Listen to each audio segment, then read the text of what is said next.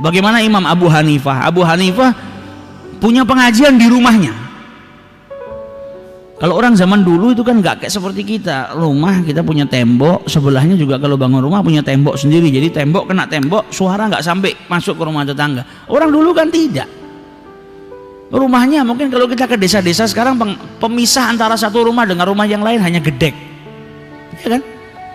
Orang ngomong sebelah denger. Begitu juga dengan zaman Abu Hanifah, temboknya satu dibuat berdua. Kalau ngajar di waktu malam dengan santrinya, sebelahnya ada tetangganya yang selalu main gitar oud, gitar gambus, dan tetangganya termasuk orang yang ujub, punya sifat ujub, tergila-gila dengan dirinya sendiri. Jadi dia nyanyikan lagunya pun memuji dirinya sendiri. Dalam lagunya disebutkan orang-orang ini nggak ada yang tahu saya ini orang hebat, tapi di kampung ini nggak dianggap hebat, sambil nyanyi dia. Nah, Abu Hanifah yang ngajar, dia mempraktekkan hadisnya Rasulullah, nggak bingung. Tapi santri-santrinya yang baru belajar kan sumpek, ini kita mau ngaji nggak bisa fokus. Sebelah ada yang nyanyi-nyanyi seperti ini, kita nggak fokus.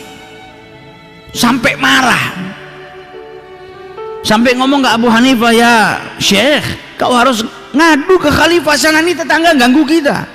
Kita mau ngaji ilmu syariatnya Allah, kita mau ngaji hadits-haditsnya Nabi, diganggu dengan nyanyiannya dia setiap malam, lagunya itu aja. Kata Abu Hanifah, innahu jari, dia tetangga saya. Abu Hanifah ini ngomongnya dengan ekspresi wajah kalau betul-betul menghormati tetangganya. Ini tetangga saya, nggak boleh, kau hati-hati ganggu tetangga saya. Jadi malah disayang. Murid-murid ini sampai takjub, ini orang ganggu tapi sama Abu Hanifah dilindungi luar biasa. Karena tetangga, jaga haknya tetangga, wasiatnya Nabi. Apalagi tetangga yang satu tembok. Sampai akhirnya suatu malam tetangga ini melawan pemerintahan, ditangkap sama polisi, masuk ke penjara. Begitu datang waktu pengajian, Imam Abu Hanifah ngaji, kok biasanya ini back soundnya pengajian terdengar, ini kok nggak kedengar. Biasanya kan ada yang nyanyi, ada instrumen yang kita dengar, ini kok hari ini nggak ada. Ditanya santri-santrinya, ini mana tetangga kita yang biasanya melantunkan lagu-lagu yang indah, padahal sama sekali nggak indah, tapi karena cintanya dia sama tetangga. Maka dijawab sama santrinya, alhamdulillah, mulai hari ini kita nggak diganggu lagi sama tetangga ini. Kita sudah selesai ujian kita tentang tetangga ini. Kata Abu Hanifah, lah kemana tetangga kita? Diceritakan dia berbuat sesuatu yang akhirnya menjadikan dia di penjara, diambil sama. Langsung pengajiannya diberhentikan sama Abu Hanifah. Langsung Abu Hanifah pergi ke rumahnya khalifah. Malam hari diketuk istananya khalifah, penjaganya tanya siapa di luar? Abu Hanifah. Tidak percaya. Ulama besar datang ke tempatnya khalifah di malam hari. Dibuka benar Abu Hanifah. Kata Abu Hanifah, saya mau ketemu sama khalifah. Mungkin dia sudah tidur, kata penjaganya. Coba lihat. Akhirnya penjaganya, karena ini tamunya orang penting, berani ngetuk kamarnya khalifah. Khalifahnya tanya, siapa ini malam-malam ngetuk? Ada Abu Hanifah di luar. Setengah nggak percaya. Abu Hanifah ini kalau kita panggil susahnya datang ke sini luar biasa. Nah ini nggak kita panggil, datang terus di malam hari. Masa Abu Hanifah? Bener Abu Hanifah keluar. Dilihat bener Abu Hanifah, ditanya, ya Syekh, apa yang membuatmu datang di malam hari seperti ini? Tetangga saya. Katanya yang saya dengar dia berbuat sesuatu yang akhirnya dia dimasukkan dalam penjara. Maka saya minta engkau keluarkan. Kalau dia berbuat salah, maafkan. Kata raja, kalau yang minta Abu Hanifah, ya sudah, nanti saya bebaskan. Besok pagi kau datang ke sini, atau kau tidak usah datang. Nanti saya perintahkan anak buah saya untuk melepaskan. Kata Abu Hanifah, jangan besok, malam ini. Mana ada orang yang senang nginep di hotel bintang 8 itu, di penjara? Tidak ada yang senang, kesian. Kalau kau memang sudah maafkan dia saat ini, lepaskan. Jangan tunggu sampai besok. Akhirnya karena yang minta Abu Hanifah, ya sudah dikeluarkan. Malam itu juga Abu Hanifah nunggu dari kejauhan. Dilihat tetangganya sudah keluar dari penjara, maka Abu Hanifah jalan. Tetangganya melihat dari kejauhan Abu Hanifah, oh ini pasti yang membebaskan saya, Abu Hanifah. Maka dia lari. Ini orang setiap hari saya ganggu, saya nyanyi, ganggu pengajiannya, malah jadi orang yang pertama kali bantu saya. Maka dia lari mendekat kepada Abu Hanifah, mau cium tangannya, mau minta maaf, mau berterima kasih. Ketika sampai di belakangnya Abu Hanifah melantunkan lagu yang biasa dia nyanyikan. Orang-orang kampung ini nggak tahu saya seperti apa, nggak tahu kalau saya ini orang hebat. Sama Abu Hanifah sampai dilirik, saya tahu Anda hebat makanya saya keluarkan supaya enggak mendekam di sana karena Anda orang hebat. Maka dia tersenyum, enggak, saya sama sekali bukan orang hebat wahai Abu Hanifah. Sadar dengan apa? Akhlaknya Abu Hanifah.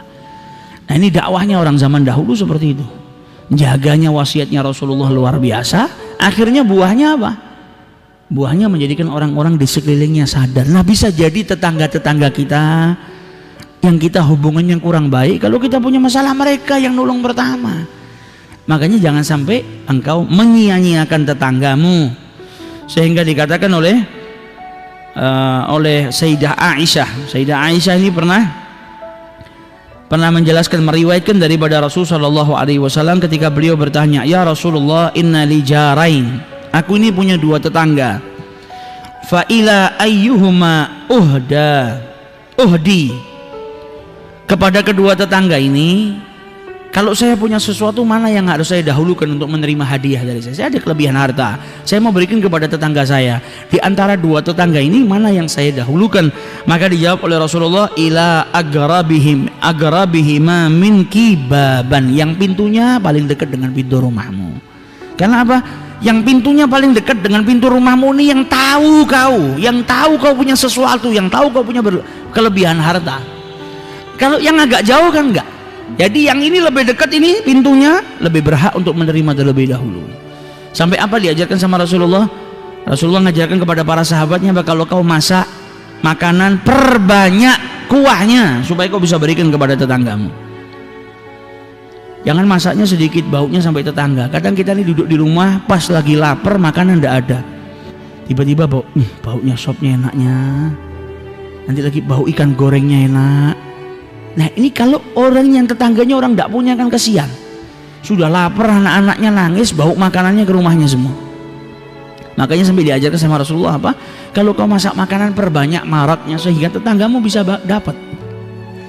Kalau kau punya harta, beli sesuatu dan kau bisa berbagi, berbagilah. Kalau enggak, ketika engkau membawa sesuatu yang kau beli masuk ke rumahmu, sembunyikan, jangan sampai tetanggamu ngelihat.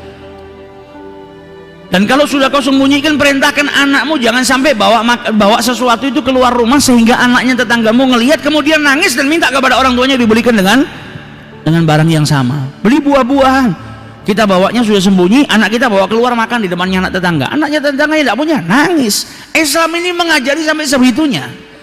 Jaga hubunganmu dengan orang lain. Jangan sampai orang ini kesusahan, anaknya nangis minta dibelikan makanan yang sama sedangkan orang tuanya kesusahan. Kalau kau mau membiarkan anakmu keluar dengan seperti itu, maka engkau harus bersiap-siap. Apa siap-siap apa? Kalau ada yang ngelihat kau beri. Kalau kau tidak mau ngasih, jangan sampai dibawa keluar. Kesian anak tetangga kelaparan nangis minta hal yang sama.